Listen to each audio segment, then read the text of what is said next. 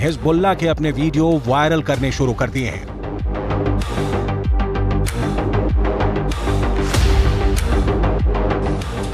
Hezbollah के इस video में बताया जा रहा है कि वो इजरायल पर हमले के लिए तैयार है।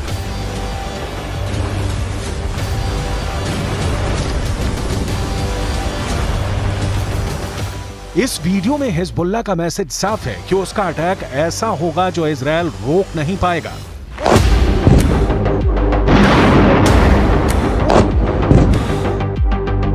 इस वीडियो में हिजबुल्लाह का मिलिशिया कमांडो ऑपरेशन की तरफ इशारा कर रहा है।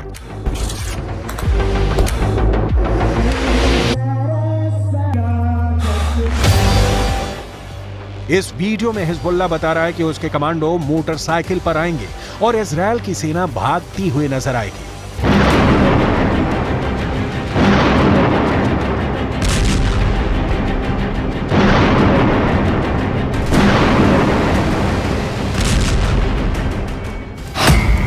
हिजबुल्लाह ने इजरायल को भी धमकी दी है। हिजबुल्लाह ने अमेरिका को भी बता दिया है कि वो समंदर में उसका जंगी बेड़ा डुबो देगा।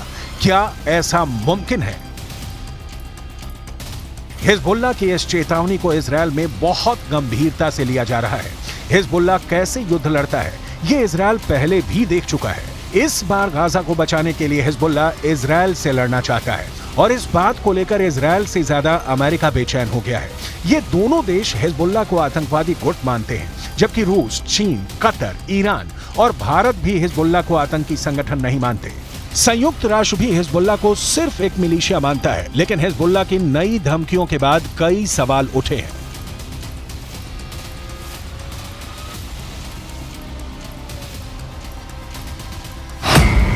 सवाल नंबर 1, हिजबुल्लाह कौन है? तो जवाब है, हिजबुल्लाह लेबनान की एक राजनीतिक पार्टी है और इसका अपना एक मिलिशिया है। सवाल नंबर 2, हिजबुल्लाह की ताकत क्या है? तो जवाब है, हिजबुल्लाह के पास 1000 लड़ाके हैं, जो लेबनान की आर्मी से भी खतरनाक फोर्स मानी जाती है। सवाल नंबर 3, हिजबुल्लाह क्यों इजरायल और अमेरिका को धमकाता है? लेबनान में हिजबुल्लाह संगठन को खड़ा करने वाला है ईरान, और ईरान अमेरिका और इजरायल का सबसे बड़ा दुश्मन कहा जाता है। सवाल नंबर 4, हिजबुल्लाह को इजरायल क्यों इतना बड़ा खतरा मानता है? हिजबुल्लाह ने रूस की फौज के साथ मिलकर सीरिया से आईसिस को पूरी तरह खत्म कर दिया। हिजबुल्लाह ने ईरान के ऑर्डर पर सीरिया में युद्ध लड़ा और अब वहां तैनात है। सवाल नंबर 5, क्या हिजबुल्लाह इजरायल को हरा सकता है? हिजबुल्लाह 2006 में इजरायल के खिलाफ युद्ध लड़ चुका है। 34 दिनों तक चले इस युद्ध में इजरायल को सीज फायर के बाद लेबनान से पीछे हटना पड़ा था।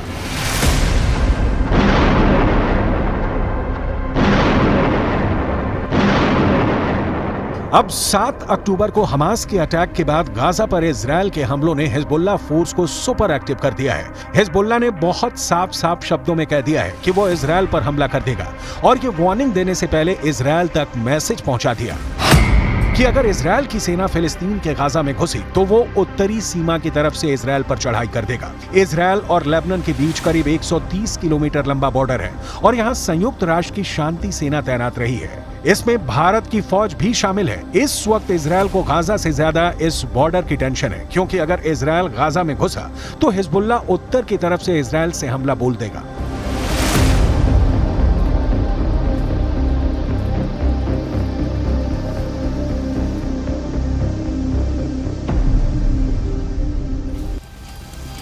हमास और इजरायल की सेना एक दूसरे के खिलाफ कितनी ताकत रखती है और क्या हिजबुल्लाह वाकई इजरायल के लिए ऐसे हालात पैदा कर सकता है कि वो उसे हरा दे? इसे समझने के लिए आपको हिजबुल्लाह की उस चेतावनी को समझना पड़ेगा जो उसने अमेरिका को दी है, क्योंकि अमेरिका ने अपनी नौसेना का कैरियर बैटल ग्रुप भूमध्य सागर में पहुंचा दिया है। अमेरिका का यह बेड़ा, जिसमें फोर्ड कैरियर के अलावा 5 बहुत ही खतरनाक डिस्ट्रॉयर हैं, इन सब में हर तरह की 1000 से ज्यादा मिसाइल किसी भी वक्त हमले के लिए तैयार है। कोई दुश्मन नहीं चाहेगा कि उसके सामने ऐसी चुनौती खड़ी हो जाए।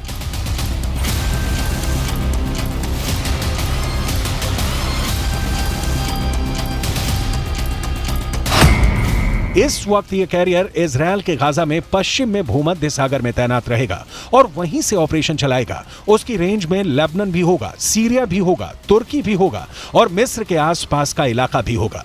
यहीं से ये इजरायल के एयर स्पेस को सुरक्षित रखेगा और हमला भी कर सकता है।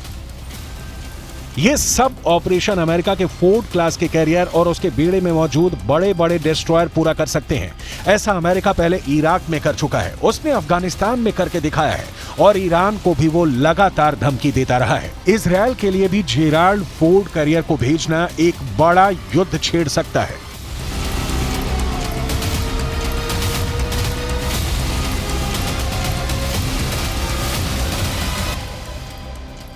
यही भरोसा अमेरिका अब इजरायल को दिलाना चाहता है कि समंदर से ऑपरेशन चलाकर अमेरिका सीरिया पर भी बमबारी कर सकता है, लेबनान के बॉर्डर को भी सैनिटाइज कर सकता है। लेकिन लेबनान में हिजबुल्लाह को अब ईरान से ऐसी मिसाइल मिल चुकी है जो अमेरिका के इन विशालकाय जहाज को पल भर में डुबो सकती है।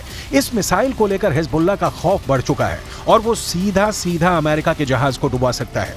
इस खतरे को हल्के में नहीं लिया जा सकता।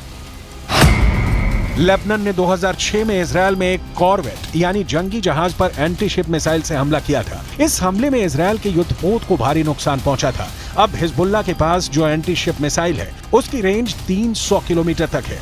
इसलिए लेबनान या इजरायल से यह फासला बनाना अमेरिका के लिए जरूरी हो जाएगा।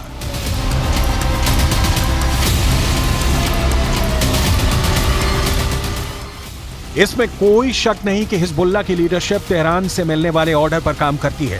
इसलिए सवाल यह भी कि क्या ईरान चाहता है कि हिजबुल्लाह इजरायल पर अटैक कर दे।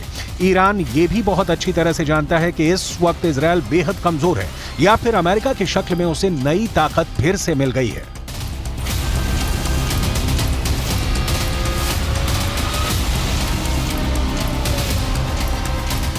این قضیه 15 مهر به این طرف رژیم غاصب صهیونیستی هم از لحاظ نظامی هم از لحاظ اطلاعاتی یک شکست غیر قابل ترمیم خورده.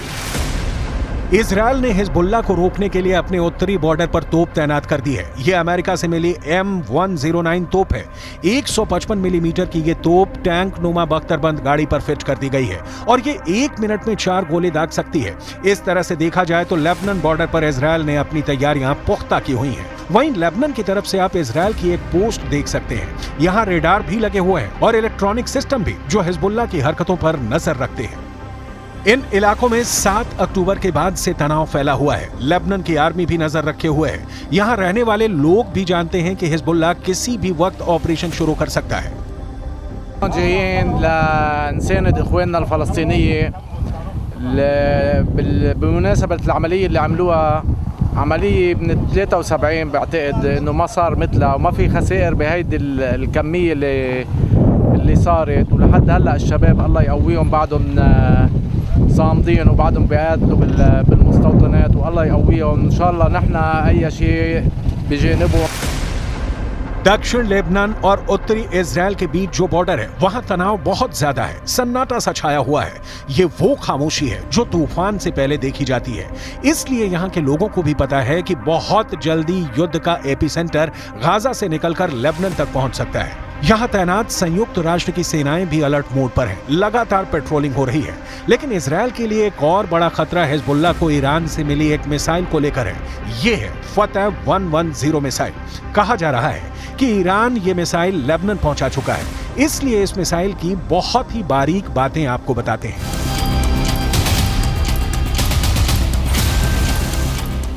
ईरान की यह मिसाइल 300 किलोमीटर तक हमला कर सकती है और ये अपने टारगेट के 3 मीटर के दायरे में गिरती है।